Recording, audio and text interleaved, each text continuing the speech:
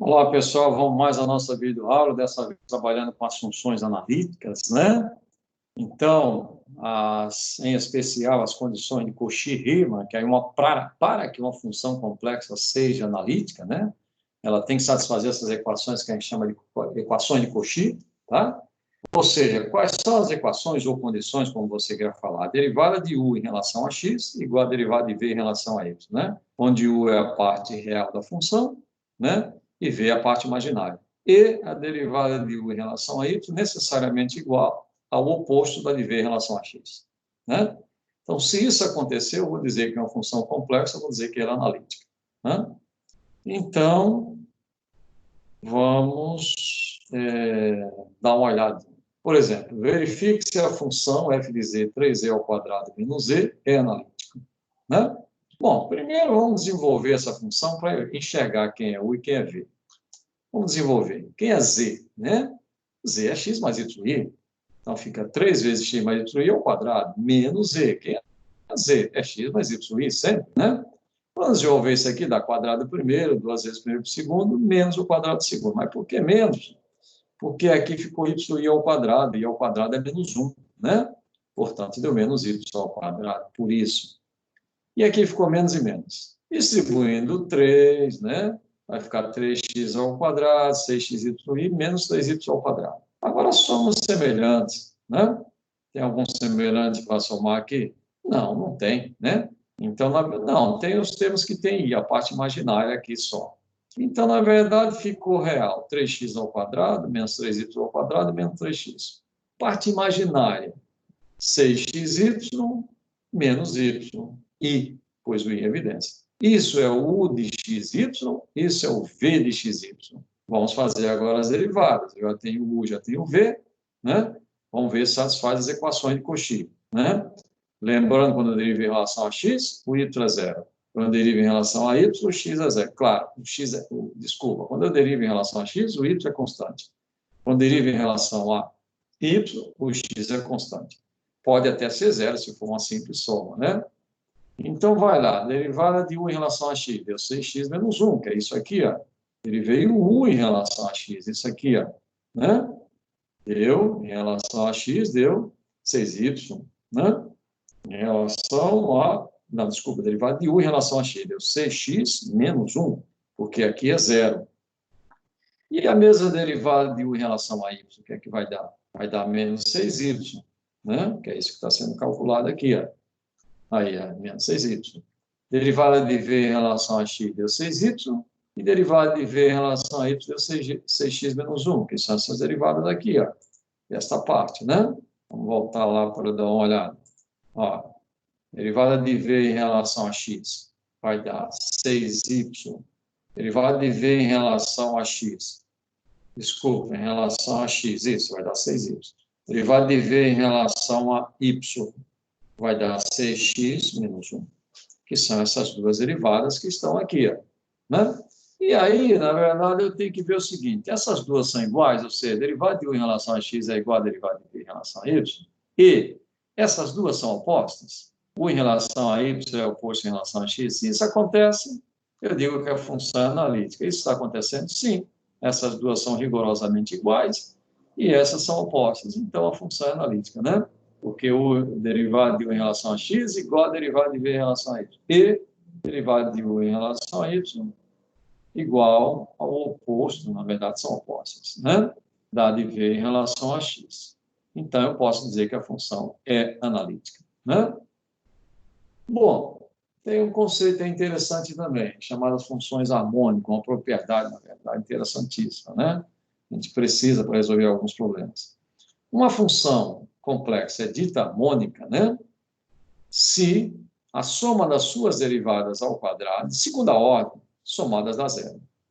Ou seja, se eu derivar u de ordem 2 em relação a x, mais a derivada de u em relação a y de ordem 2, se ela der zero e a mesma coisa acontecer com a parte v, ou seja, tem que acontecer com as duas, não adianta acontecer com uma com outra, não. Aí ela não é harmônica. Harmônica, necessariamente, as derivadas de segunda ordem somadas dá zero, tanto em relação a x, a u, quanto em relação a v. No caso, u em relação a x em relação a y, né? V é a mesma coisa, em relação a x em relação a y. Aí eu digo que ela é harmônica. Vamos resolver uma questão aqui. Dada uma função v de xy, veja que ela é incompleta, só tem a parte v. 2xy menos 1. Pede-se verificar se v de xy é harmônico, ou seja, aquelas derivadas de segunda ordem. Como aqui não tem a parte u, o que eu vou fazer é a parte v apenas, claro. Então, eu faço a primeira derivada em relação a x da parte v, deu 2y. E a segunda, em relação a x, deu 0. Então, aqui já deu 0. Né? Derivada de v em relação a y. Deu 2x menos 1. Isso aqui, 2x menos 1. E agora, em relação a y? Deu 0. Ou seja, quando é que uma soma é 0? Quando ambas parcelas são iguais a 0 ou são opostas. Nesse caso, são iguais a 0. Por isso, eu posso dizer que essa função é harmônica. Mas veja que ela é incompleta. Não tem problema, né? Mesmo porque no item B, a gente vai procurar a parte U, que está faltando aí. É o item B? É. Determinar U de xy, para que a soma, quer dizer, quando eu somar a parte U com aquela V que foi dada, seja analítica. Se eu vou usar essa condição para que ela seja analítica, então, necessariamente, eu vou ter que usar as equações de Cauchy. Ou seja, derivada de U em relação a x igual derivada de V em relação a y. Tá, mas eu já fiz a de V em relação a y? Fiz, é 2x menos 1, fiz antes. Que é exatamente a derivada de U em relação a x. Isso eu posso concluir que se a derivada de U em relação a x é 2x menos 1, então U é a integral de 2x menos 1. Ou seja, x ao quadrado menos x.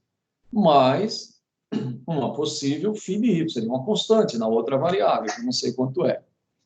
Vamos determinar essa constante? Vamos por onde? Pela outra condição. Que aqui eu só usei uma das condições. Qual é a outra? Eu tenho essa derivada de v em relação a x? Tenho, né? Tenho essa derivada de v em relação a x. Cadê a derivada de v em relação a x, né? Tá aqui, ó, né? Derivada de v em relação a x. 2y. Então está dizendo, pela teoria, a gente sabe que ela, o oposto dela é 1 em relação a y, né? Então é 2y. Tá, então, se é 2y, então eu vou dizer, na verdade é menos 2y, porque elas são opostas, né?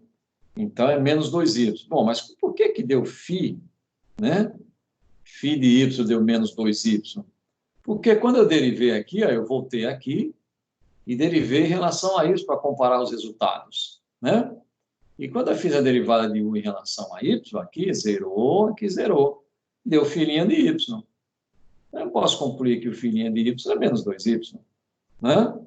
Porque aqui eu fiz a mesma coisa, derivada de u em relação a y, e aqui eu tinha derivada de u em relação a y, que era menos 2y. Então, isso é menos 2y. Agora eu posso integrar. Então, o φ de y é a integral de menos 2y, que é menos y ao quadrado mais c. Ou seja, agora, então, na verdade, existia essa constante. Essa constante não era zero. Era o menos y ao quadrado, né? E agora você põe um c geral. Então, a nossa função fica assim, x ao quadrado menos x menos y ao quadrado mais c. Então, existia a constante, tá? Porque ela pode existir ou não, você não sabe a princípio, né? No c, o que é que eu quero no c? Eu quero que você escreva a função na variável z. Ou seja, reduz a variável z. Eu sei que a função, de modo geral, é u de xy mais em v de xy. Quem é o u de xy? É isso que nós determinamos, né? É isso aqui. X ao quadrado, menos x, menos y ao quadrado, mais c. Se c pode deixar ele para o final, né? E o v de xy foi aquilo que foi dado, vezes i.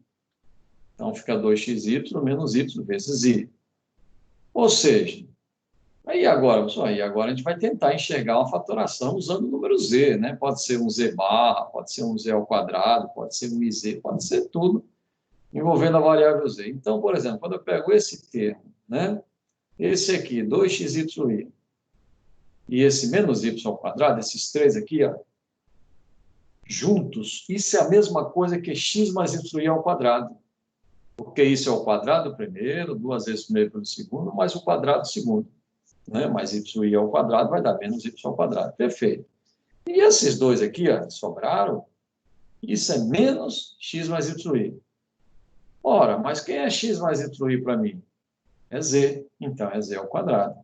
E quem é x mais y para mim? É z, então é menos z, por causa do menos aqui na frente, que houve na presença da fatoração. Então, veja que a gente consegue, né, escrever na variável z, certo? Fazer aí a redução, tentando enxergar essa fatorações que existem, né? Pode ser z, pode ser z barra, z ao quadrado, como aconteceu aí, né? Então, pessoal, era isso aí que eu queria aí mostrar para vocês sobre as equações de Cauchy, né? Agora é fazer os exercícios aí para praticar um pouco mais, né?